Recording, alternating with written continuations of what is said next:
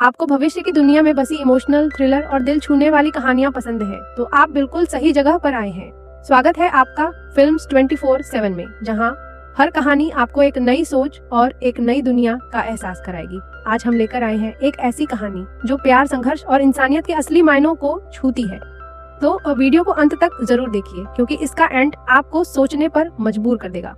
Near future में climate change के चलते एनवायरनमेंट पूरी तरह कोलैप्स हो चुका है और रिसोर्सेज भी बहुत स्केर्स हो गए हैं।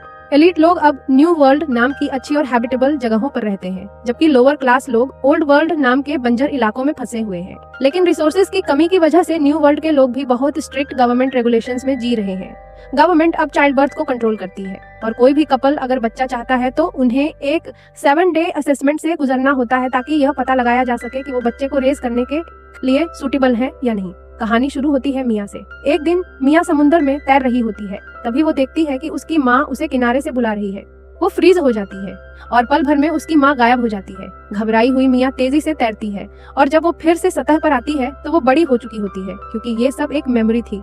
इसके बाद मिया अपने स्मार्ट होम लौटती है, जो उसे वेदर चेंजेस के बारे में वार्न करता है और उसके एक्सरसाइज और हेल्थ पर नजर रखता है।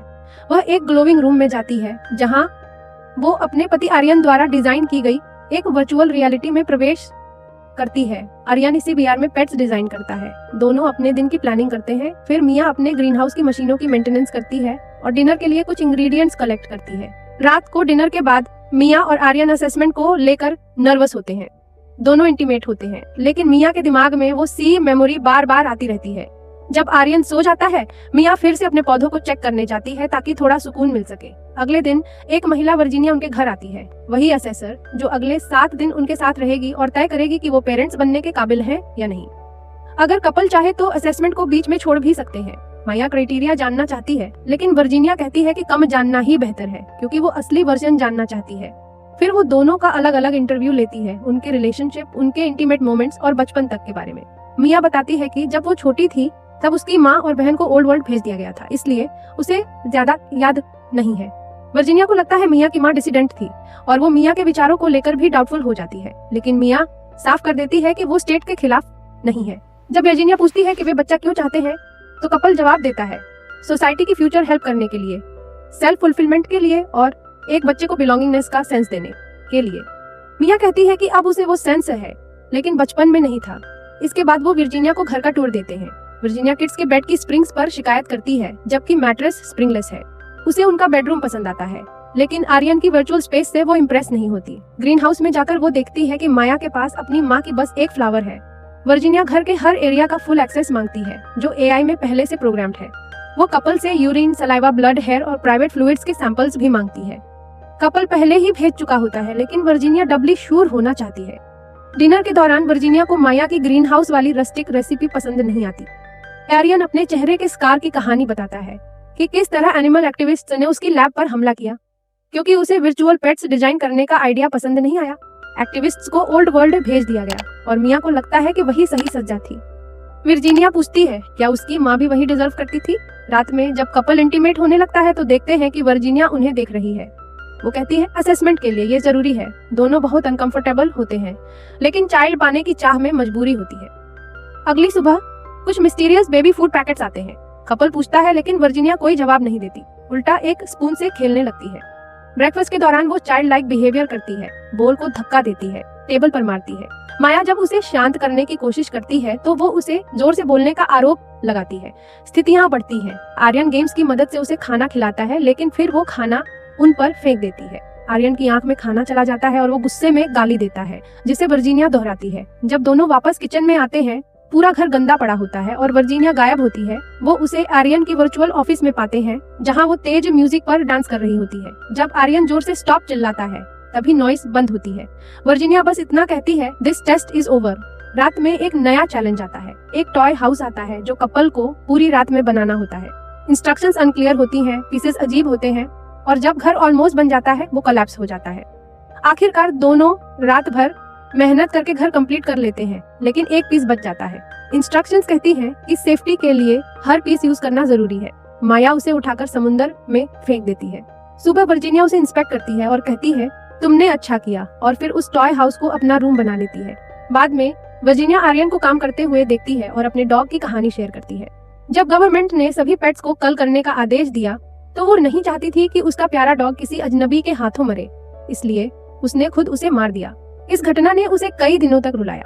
आर्यन उसे अपने द्वारा डिजाइन किए गए मंकी को छूने के लिए कहता है और वर्जीनिया उस मंकी के रियलिस्टिक फर को महसूस करके इम्प्रेस हो जाती है।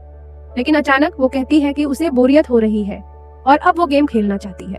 मिया जब उन्हें चेक करने आती है तो देखती है कि वर्जीनिया और आर्यन जंगल में जंगली जानवरों की तरह एक दूसरे पर कूद रहे हैं।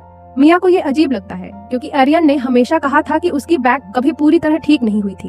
अगले दिन वो सभी बीच जाते हैं और कपल को ध्यान रखना होता है कि वर्जीनिया कोई खतरनाक जगह न चली जाए। वो हाइड एंड सीक खेलते हैं, लेकिन मिया अपसेट हो जाती है क्योंकि आर्यन और वर्जीनिया बार बार एक दूसरे को ढूंढ लेते हैं पर कोई उसे नहीं ढूंढता। माया नोटिस करती है कि वर्जीनिया अब आर्यन को डैडी बुला रही है। जब वो तीनों मिलकर सैंड कास्टल बना रहे होते हैं, मिया उनके साथ जुड़ने की कोशिश करती है, लेकिन वर्जीनिया अकेले एक और कास्टल बनाने लगती है।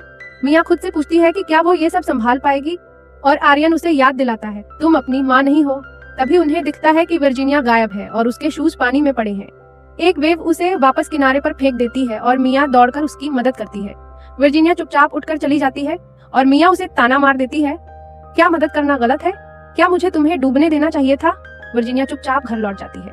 आर्यन मिया को डांटता है कि उसे काल्म रहना चाहिए था। रास्ते में वर्जीनिया आर्यन से कहती है डैडी मुझे उठाओ, लेकिन थोड़ी दूर चलने के बाद बारिश शुरू हो जाती है और आर्यन की पीठ में फिर से दर्द शुरू हो जाता है। वो वर्जीनिया को नीचे उतार देता है। मिया उसे उठाने की पेशकश करती है, लेकिन वर्जीनिया कहती है मुझे सिर्फ डैडी चाहिए। जब वो घर पहुंचते हैं वर्जीनिया अंदर जाने से मना कर देती है।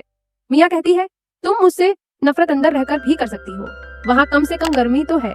इस बात पर वर्जीनिया मान जाती है। बाद में मिया उसे बबल बाथ देती है और दोनों हंसते खेलते हैं। बाल ब्रश करते हुए मिया कहती है कि उसकी माँ उसके लिए ऐसे ही करती थी।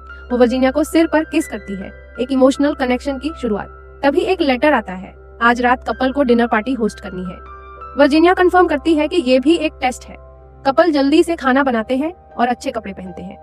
गेस्ट्स आते ही वर्जीनिया टॉय हाउस से एक चाइल्ड बनकर बाहर निकलती है। डिनर के दौरान वॉल्टर सबको बताता है कि मिया उसकी स्टूडेंट थी और उसकी वाइफ ईवी काफी अनॉयड लगती है। मिया आर्यन को किचन में ले जाकर बताती है कि वॉल्टर के साथ उसका अफेयर था जब वो बहुत यंग थी और अब समझ में आता है कि वॉल्टर ने उसका फायदा उठाया। आर्यन उसे सांत्वना देता है और कहता है ये लोग जानबूझकर भेजे गए हैं तुम्हें परेशान करने के लिए, don't let them win. Dinner table पर मिया वर्जीनिया को खाना खिलाती है और चोकिंग से बचाती है। फिर एक और गेस्ट आता है, आर्यन की मदर। उसे वहाँ आकर खुशी नहीं होती। एडल्ट्स आर्ग्यू करने लगते हैं कि क्या रिसोर्सेज की इतनी कमी में किड्स रेस करना सही है। कोई रूमर फैल रहा होता है कि बॉर्डर के उस पार लोग फिर से रिप्रोड्यूस कर रहे हैं, यानी ओल्ड वर्ल्ड फिर से बच सकता है। पॉपुलेशन कंट्रोल की बात होते होते वर्जीनिया दौड़ने लगती है। मिया उसे फॉलो करती है, लेकिन वर्जीनिया उसे मार देती है। मिया डीप ब्रेथ लेकर कहती है मैं गुस्से में नहीं हूँ और वर्जीनिया उसकी बात मान जाती है। डिनर टोस्ट के वक्त आर्यन की माँ अनाउंस करती है कि आर्यन पहले भी एक और पार्टनर के साथ बेबी ट्राई कर चुका है और उनकी एप्लीकेशन रिजेक्ट हो गई थी। मिया को ये पहले नहीं पता था। वो शॉक्ड किचन में चली जाती है। आर्यन उसके पीछे आता है और कहता है मैंने इसलिए नहीं बताया क्योंकि मैं तुम्हें परेशान नहीं करना चाहता था। दोनों एग्री करते हैं कि वो बाद में बात करेंगे। ईवी टेबल पर मिया की माँ और ओल्ड वर्ल्ड के लोगों की बुराई करने लगती है। कहती है मैं 153 साल की हूँ, मैंने अपोकलिप्स अपने आंखों से देखा है। वो मानती है कि सोसाइटी को 2 हिस्सों में बांटना जरूरी था। वर्जीनिया ईवी की गोद में बैठ जाती है और डिटेल्स पूछती है, तभी वो उसके ऊपर पेशाब कर देती है। ईवी गुस्से में उसे धक्का देती है। मिया टूट जाती है और ईवी को थप्पड़ मार देती है। रात को मिया वर्जीनिया को बेड पर सुलाती है और जब वर्जीनिया थैंक्स फॉर डिफेंडिंग मी कहती है तो मिया मुस्कुराती है, लेकिन फिर वर्जीनिया मिया को होठों पर किस कर देती है। मिया तुरंत पीछे हट जाती है। मिया बेडरूम में जाती है और आर्यन से बहस शुरू हो जाती है कि उसने उसे कभी नहीं बताया कि वो पहले भी किसी और के साथ बच्चा चाहता था। उन्हें नहीं पता होता कि वर्जीनिया ये सब बहस सुन रही है। रात के बीच में वर्जीनिया उनके बेडरूम में आ जाती है। कहती है कि उसे डरावना सपना आया है। आर्यन उसे वापस बेड में जाने के लिए कहता है, लेकिन मिया उसे उनके साथ सोने देती है। अगले दिन मिया को हॉस्पिटल से कॉल आता है कि उसकी बहन को एम्बोलिज्म हुआ है और वो आईसीयू में है। माया ट्रैवल के लिए तैयार होने लगती है, लेकिन आर्यन उसे रोकना चाहता है क्योंकि असेसमेंट अभी खत्म नहीं हुआ है। वर्जीनिया को जब ये बताया जाता है तो वो कहती है कि मिया जा सकती है, लेकिन इससे असेसमेंट टर्मिनेट हो जाएगा। मिया आर्ग्यू करती है, ये इमरजेंसी है, मुझे अपनी बहन की केयर करनी है। क्या यही एक रिस्पॉन्सिबल पेरेंट का एग्जाम्पल नहीं है? वर्जीनिया रिलक्टेंटली मान जाती है, लेकिन शर्त रखती है कि मिया को सुबह 6 बजे से पहले वापस आना होगा। उस रात आर्यन अकेले सोने की कोशिश करता है, लेकिन वर्जीनिया फिर से उसके पास आती है। कहती है कि उसे डरावना सपना आया है। फिर वो उसके ऊपर चढ़ जाती है और कहती है ये असेसमेंट का हिस्सा है और ये सिर्फ हमारे बीच रहेगा। आर्यन मना करता है, लेकिन वर्जीनिया उसे स्लैप कर देती है और सब कुछ फोर्सफुली करती है जब तक कि वो दोनों फिनिश न कर ले। सुबह मिया वापस आती है और उन्हें बेड पर साथ देखकर चौंक जाती है। वो उनके बीच लेट जाती है। फिर वो बताती है कि हॉस्पिटल से गलती हो गई थी। जिस पेशेंट को एडमिट किया गया था उसका नाम उसकी बहन से मिलता जुलता था। असल में उसकी बहन को कुछ नहीं हुआ। आर्यन सस्पिशियस हो जाता है। उसे लगता है कि शायद ये सब वर्जीनिया का प्लान था। वर्जीनिया मिया को मामी कहती है और उसे हंसाने की कोशिश करती है। मिया फिर आर्यन से कहती है, वर्जीनिया को थोड़ी देर के लिए संभालो, मैं स्विमिंग के लिए जा रही हूँ। वर्जीनिया आर्यन को काम करते हुए परेशान करती है। वो कहता है बाद में खेलेंगे। वर्जीनिया बाहर जाती है और मिया को पुकारती है, लेकिन उसे सुनाई नहीं देता। गुस्से में वर्जीनिया ग्रीन हाउस में चली जाती है और वहाँ सब कुछ तोड़ फोड़ कर देती है। गैस इंस्टॉलेशन और इलेक्ट्रिक वायर्स भी डैमेज कर देती है, जिससे आग लग जाती है। वो अपने पेरेंट्स को पुकारती है, लेकिन धुएं की वजह से वो कमजोर हो जाती है और गिरते हुए मलबे से दरवाजा भी बंद हो जाता है। मिया तैरती हुई वापस आती है और दूर से स्मोक देखती है। वो दौड़ती है। आर्यन काम में बिजी होता है। उसे हाउस एआई बताता है कि ग्रीन हाउस में इमरजेंसी है। जब आर्यन पास आता है तो फायर देखकर उसे पास ट्रॉमा याद आ जाता है जब उसकी रिसर्च लैब में ब्लास्ट हुआ था। वो डर से रुक जाता है। मिया दरवाजा तोड़ने की कोशिश करती है, लेकिन डिब्री ब्लॉक कर रहा होता है। वो एक पत्थर उठाकर दरवाजे में होल बनाती है और अंदर घुसती है। वर्जीनिया बेहोश पड़ी होती है। मिया उसे खींचकर बाहर निकालती है।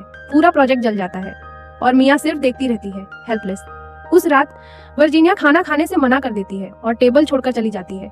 मिया उसे फॉलो करती है। बीच पर जाकर उससे ग्रीन हाउस तोड़ने की बात करती है, लेकिन वर्जीनिया कुछ नहीं कहती, बस चुपचाप चल देती है। अगले दिन वर्जीनिया कपल को बताती है, आपकी एप्लीकेशन अनसक्सेसफुल रही है, आपको बच्चा नहीं मिलेगा। आर्यन गुस्से में चिल्लाता है, तो मैंने ये सब किस लिए किया? मिया शौक में हंसने लगती है। वर्जीनिया उनकी बातों को इग्नोर करके क्वाइटली चली जाती है। कपल लंच करता है बिना एक शब्द बोले। मिया अकेले क्लब हाउस में जाती है और क्लीनिंग करते हुए उसे वह बचा हुआ टॉय पीस मिल जाता है जिसे वर्जीनिया ने तोड़फोड़ के लिए इस्तेमाल किया था। गुस्से में मिया उस टॉय को शवल से डिस्ट्रॉय कर देती है और फूट फूट कर रोने लगती है। आर्यन उसे गले लगाता है और उसे काल्म करता है। फिर वो उसे कुछ दिखाने के लिए ले जाता है। वर्चुअल रूम में आर्यन ने एक डिजिटल बेबी गर्ल बनाई होती है। मिया उसे गोद में लेती है और मुस्कुराती है, लेकिन कुछ ही देर में वो उसे गिरा देती है। ये बेबी किसी चीज की तरह स्मेल नहीं करती। इमर्जन टूट जाता है। आर्यन उसे समझाने की कोशिश करता है, हम वापस नॉर्मल हो सकते हैं, हम दोनों अकेले भी खुश रह सकते हैं। मिया कहती है, मैं अब और नहीं कर सकती, और चली जाती है। कुछ समय बाद मिया वर्जीनिया को एक गंदी सी अपार्टमेंट में ढूंढती है। वर्जीनिया उसे पुलिस बुलाने की धमकी देती है, लेकिन मिया कहती है कि वो तब तक नहीं जाएगी जब तक उसे ये न बता दे कि उनकी एप्लीकेशन क्यों फेल हुई। बहुत बहस के बाद वर्जीनिया सच बताती है, पिछले 6 सालों से किसी को भी अप्रूवल नहीं मिला है। गवर्नमेंट बस दिखावे के लिए असेसमेंट करवाती है। असेसर से वादा किया जाता है कि अगर वो अच्छा परफॉर्म करेंगे तो उन्हें खुद बच्चा मिलेगा, लेकिन ज्यादातर असेसर्स हफ्ते भर में क्विट कर जाते हैं। वर्जीनिया बताती है कि उसकी एक बेटी थी जो अब नहीं रही और ये जॉब उसे मेंटली तोड़ चुकी है। मिया उसे सिंपैथी देती है और पूछती है, क्या ये सच है कि ओल्ड वर्ल्ड में लोग अब ठीक हो रहे हैं? आखिरी सीन में वर्जीनिया एक नए कपल की असेसमेंट के लिए जाती है, लेकिन अब वो और नहीं झेल सकती। वो बालकनी से कूदकर अपनी लाइफ खत्म कर देती है। उधर आर्यन अपने वीआर सेटअप में खुद को कंफर्ट करता है, जहां एक वर्चुअल मिया और ग्रोन अप बेटी होती है। मिया बॉर्डर पर पहुंचती है। हाजमैट सूट पहनकर वो ओल्ड वर्ल्ड में प्रवेश करती है। वेदर बहुत खराब होता है, लेकिन फिर भी मिया अपना मास्क उतार देती है। Ready to reconnect with the natural world. Subscribe. तो दोस्तों, कैसी लगी आपको ये दिल को झकझोर देने वाली इमोशनल जर्नी? अपने विचार हमें कमेंट्स में जरूर बताइए। और अगर आपको हमारी स्टोरी टेलिंग पसंद आई हो तो फिल्म्स 24/7 को सब्सक्राइब करना बिल्कुल ना भूलिए। यहाँ हर हफ्ते मिलेंगी आपको नई फिल्मों, सीरीज और अनसुनी कहानियों की शानदार झलकियाँ। और हाँ, सब्सक्राइब करो फिल्म्स 24/7, क्योंकि कहानियाँ कभी खत्म नहीं होती। मिलते हैं अगली दमदार और इमोशनल कहानी में। तब तक के लिए खुश रहिए, फिल्मी रहिए।